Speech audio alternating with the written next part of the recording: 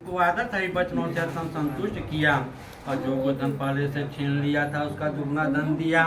फिर राजा ने उन महाजनों से कहा कि हे महाजनों अपने घर जाइए।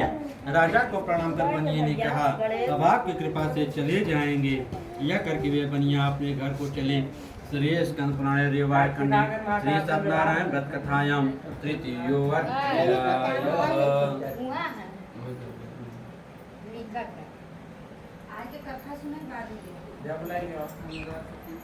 बुला के ला लो बोले पापा।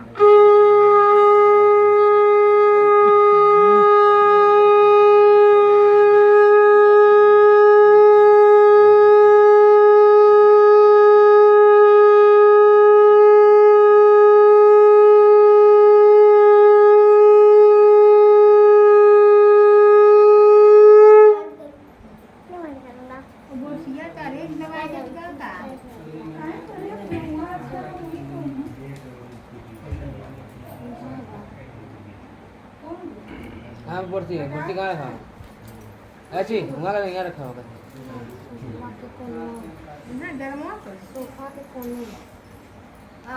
चतुर्थो अध्याय सूत उवाच यात्रां तो कृतवान् साधुर्मङ्गल कर्म काम ब्राह्मणेभ्यो धनं दत्त्वा सदा तु नगरं यौ खीयदूरे गते साधु सत्यनारायण प्रभु जिज्ञासां कृतवान् साधु किमस्ति नोक्तं ततो महाजनो मत्तो हेल्या च प्रातः कथा पचे भूदण्डिं मुद्रालयितुं किमच्छसि। सूत जी बोले कि बनिया ने प्रथम मंगल विधान कर यात्रा की। वह ब्राह्मणों को धन देकर अपने नगर को चला। उस बनिया के थोड़ी दूर पहुंचने पर सत्यनारायण प्रभु ने दंडी का भेद बना करके उस बनिया से जिज्ञासा की कि हे बनिया तेरी नाव में क्या भरा है। घमंडी बनिया ने हंस कर कहा हे दंडी आप क्यों पूछते हैं, क्या आप रुपया लेने की इच्छा करते हैं। हमारी नौका में लता पत्र भरे हैं। भगवान ने ऐसे कठोर वचन सुनकर कहा तुम्हारा कहना सत्य हो जाए अर्थात तुम्हारी नौका में लता पत्र ही हो जाए। भगवान दंडी ऐसे कहकर तुरंत उसके पास से हट गए और थोड़ी दूर जाकर समुद्र के तीर पर बैठ गए। दंडी सन्यासी के चले जाने पर बनिया ने संध्या याद कर्म किया। तब नाव को जीवती देखकर अत्यंत विस्मय में पड़ गया। उसमें लता पत्र देख वह धन से मूर्छित हो भूमि पर गिर पड़ा। जब बनिया को चेत हुआ तो अत्यंत चिंता करने लगा। उस समय उसके दामाद ने कहा कि आप शोक क्यों करते हैं, भगवान दंडी ने ही श्राप दिया है, वही सब कुछ करने को समर्थ है, उन्हीं की शरण में चलें तो मनोरथ सिद्ध होगा। बनिया दामाद के वचन को सुनकर तुरंत ही भगवान दंडी के निकट गया। उनको देख भक्ति भाव से प्रणाम कर आदर से कहने लगा मैंने जो कुछ आपके सामने कहा था तो क्षमा करें। जो बारंबार कहता हुआ शोक से व्याकुल हो गया उसको रुदन करते देख दंडी स्वामी ने कहा कि बनिया रुदन मत करो, मेरे वचन और तो सुनो। मेरी आज्ञा तथा पूजा से बहिर्मुख हो जाने से हे दुर्बुद्धे तुझे बारंबार दुख हुआ।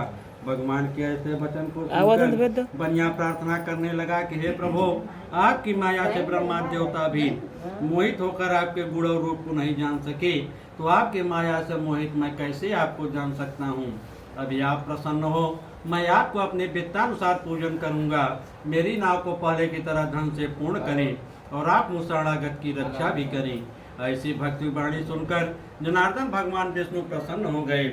मनोवांछित वरदान देकर भगवान तत्काल वहां से अंतर ध्यान हो गए।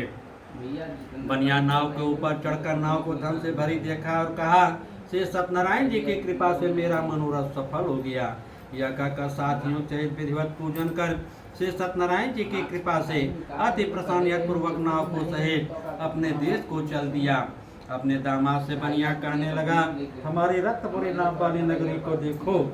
अपने धन के रक्षक दूत को अपने घर भेजा।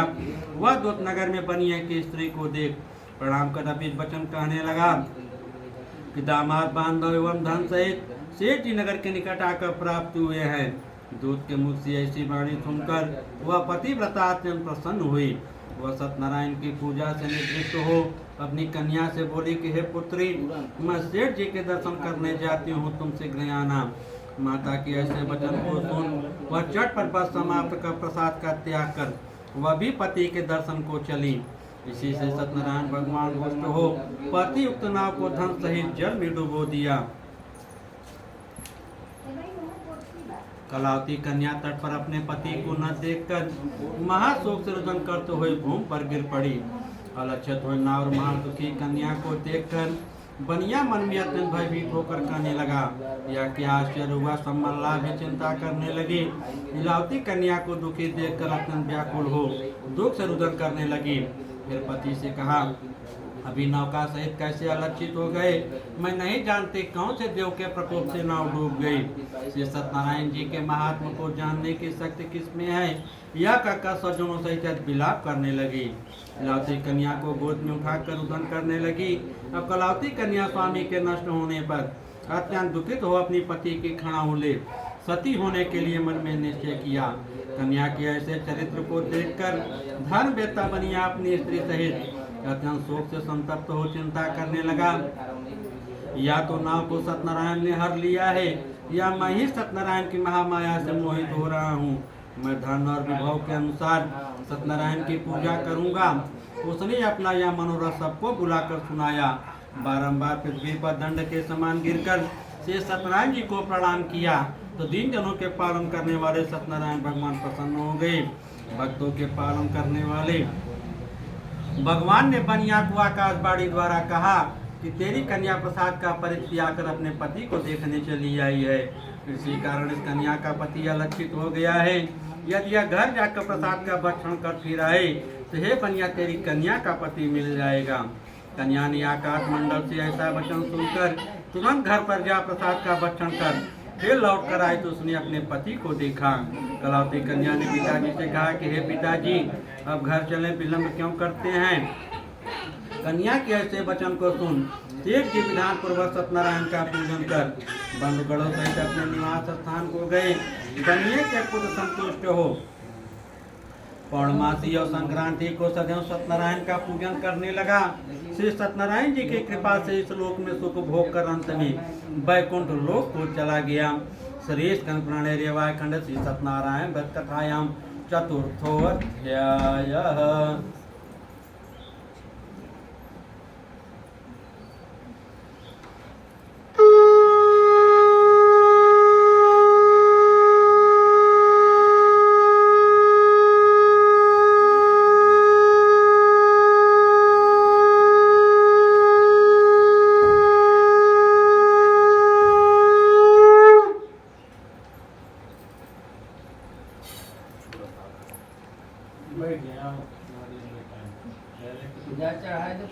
विश्वास है ना और